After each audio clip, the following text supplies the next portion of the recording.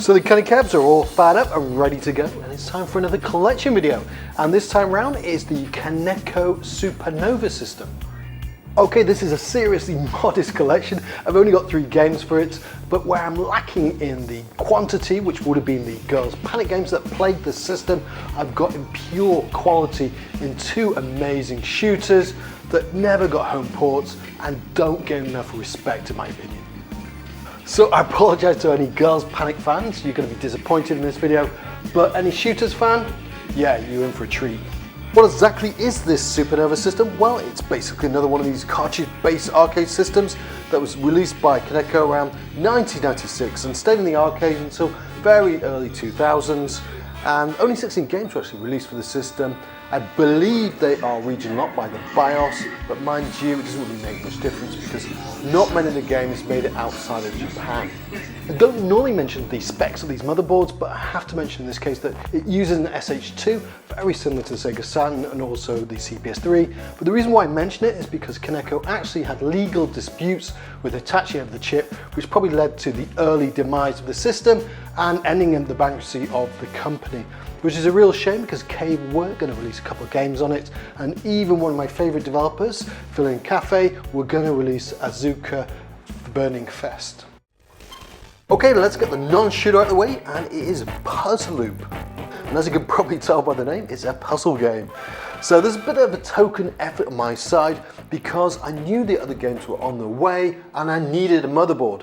So I thought I might as well get a game along with the motherboard, so just to test to make sure everything is all good before the main events arrive.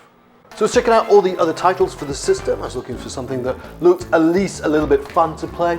Wasn't really in the mood for a Girls Panic game. So this really looked like the sort of best of the rest.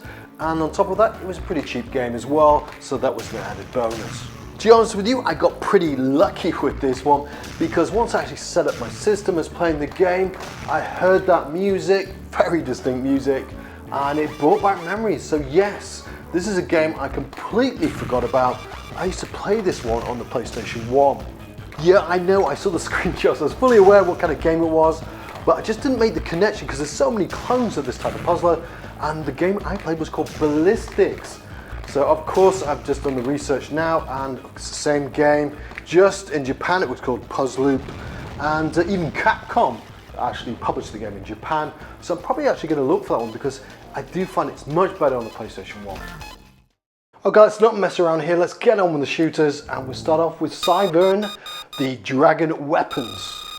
You think of great shooters, Kaneko's probably not a name that immediately springs to mind, but they have an amazing pedigree that probably they just don't get enough credit for.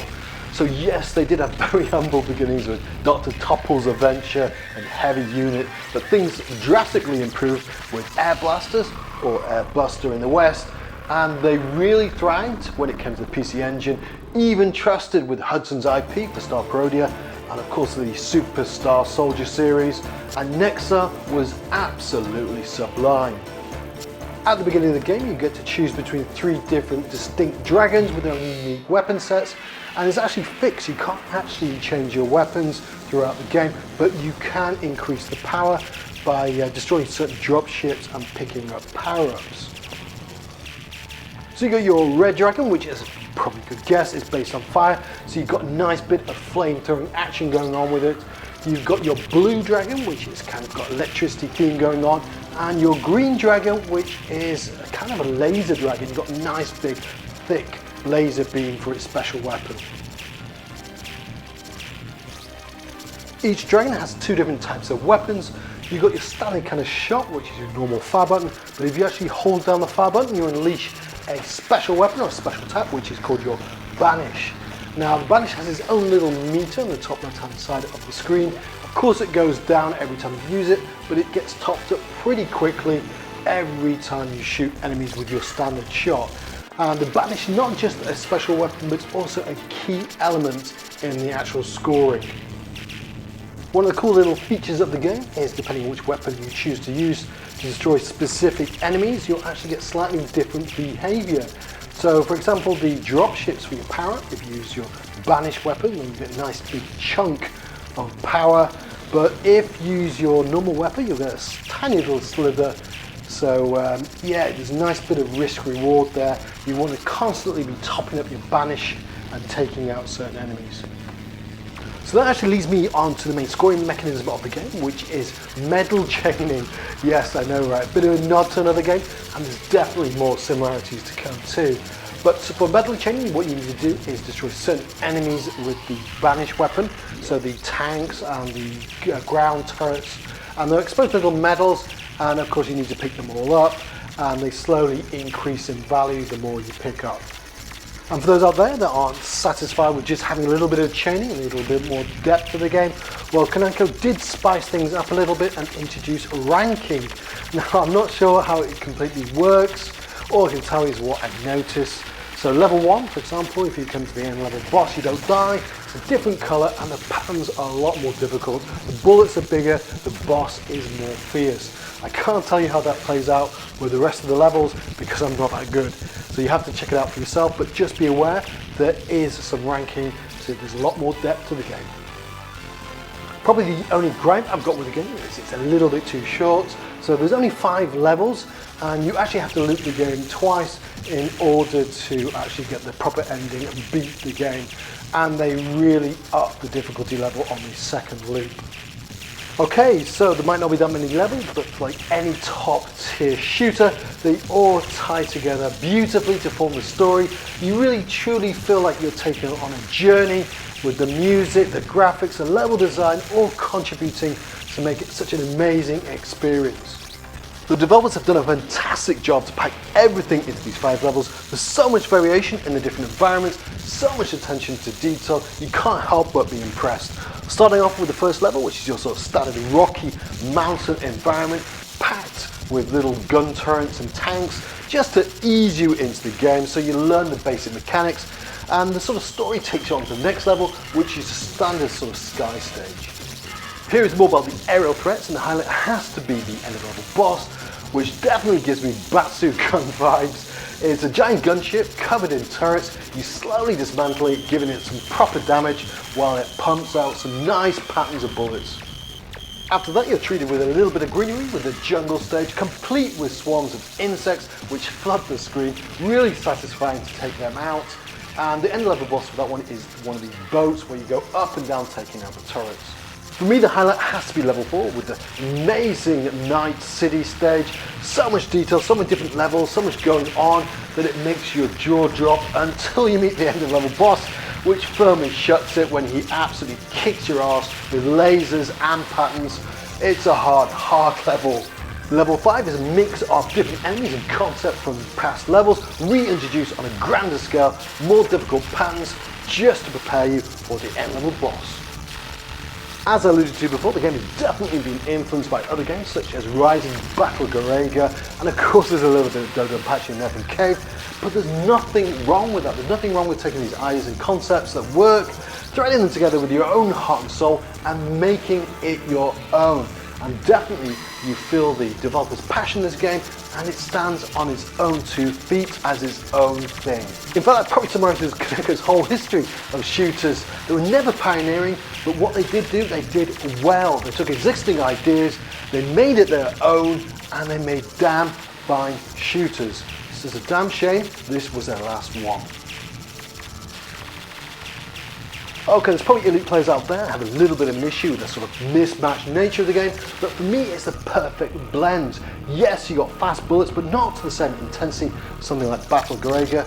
Yes, you got complex patterns, but nothing as dense or insane as you see in later stages of Dodonpachi. And more importantly for me, it's fun. If you love your shooters, definitely seek this one out. I'm not sure how well this emulates. I've heard some bad stories.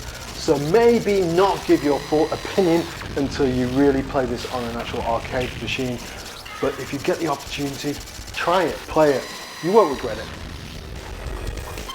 Last up, Sakai Striker.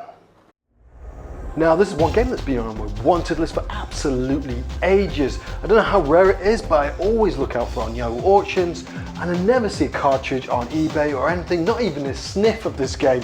I don't know what it is it me or what, but it seems to be like hen's teeth. You're probably thinking to yourself, why is this nutter got a complete obscure game on an obscure system on his most wanted list? Well, it's all about the developer, Warashi.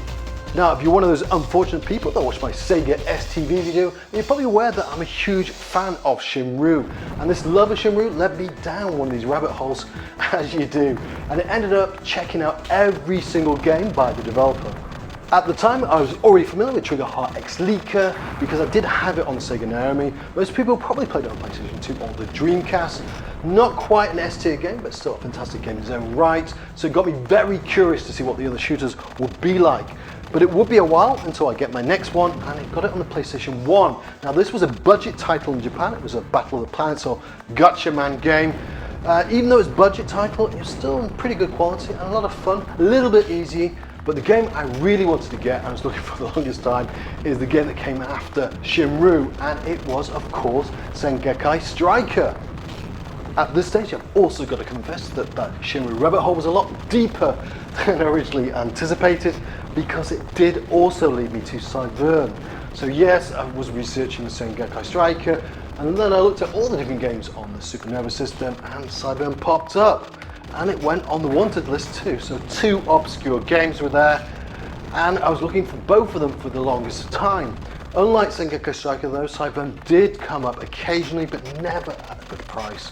Eventually, after 5, maybe a bit longer years, I did find one at a good price, so I snagged it. And I'm not joking, within a week, the first time ever I saw Sakai Striker, it appears on Yahoo Auctions. London busters, eat your heart out. So yes, I happened to snag that one too. Rabbit hole was sealed, my wallet wasn't very happy, but I was absolutely ecstatic. Okay, so after all those years of curiosity and that over-convoluted story, what is actual gameplay like? Well, to put it mildly, it ain't S-tier. It's a bit of a Marmite game. You're either going to love this one or you're going to hate it. Graphically, you're going to see a lot of comparisons to Shenmue. Now, there's probably a lot of asset recycling going on there, a lot of similar sort of backgrounds, but when it comes to gameplay, oh, it's unique.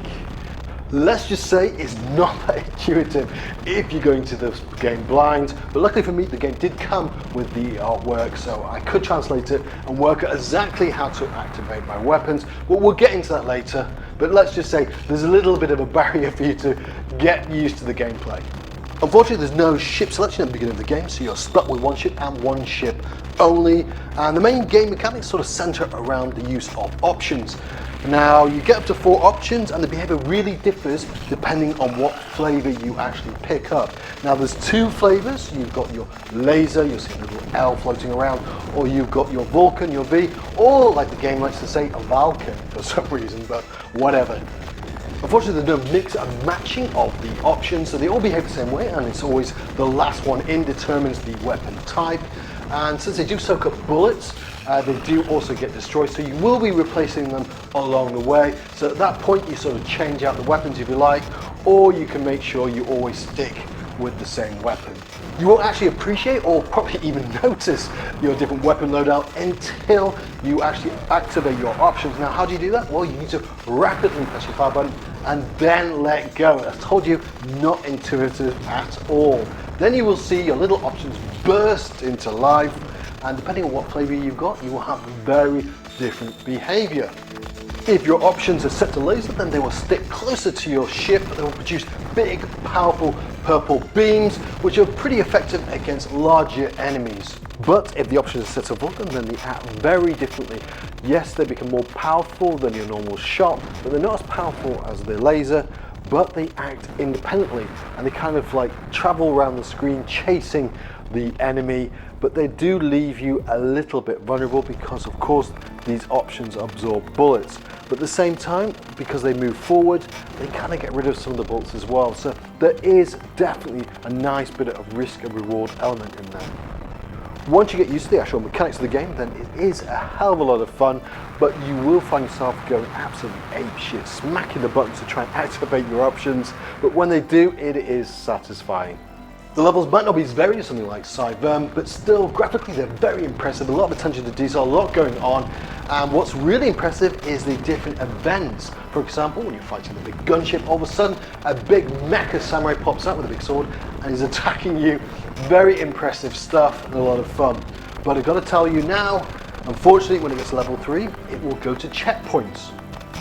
The game at times definitely gets a little bit too busy as well, especially with all your options flying around the screen. They do look a little bit too similar to your ship, so it can be a little bit distracting sometimes, but overall, this is a pretty damn fun game. Okay, let's face it, this is not a polished game by any stretch of the imagination, and I'll be the first person to say this is not an S-tier game like Cyvern, but there's just something about it that keeps me coming back for more. So I'm not sure whether it's just the years of curious about the game that's warped my mind, or the fact I just appreciate they try to do something different, but I find this game fun. Definitely at least give it a go so you can make up your own mind.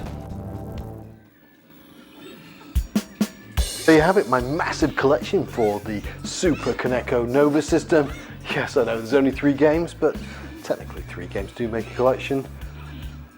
So if you made it to the end of the video, thank you so much for watching, I really appreciate it, and I hope you got something out of it. A couple of really good shooters in there, well I think so anyway. I mean, Cyvern is a no-brainer, S-tier, you need to check it out if you haven't done so already.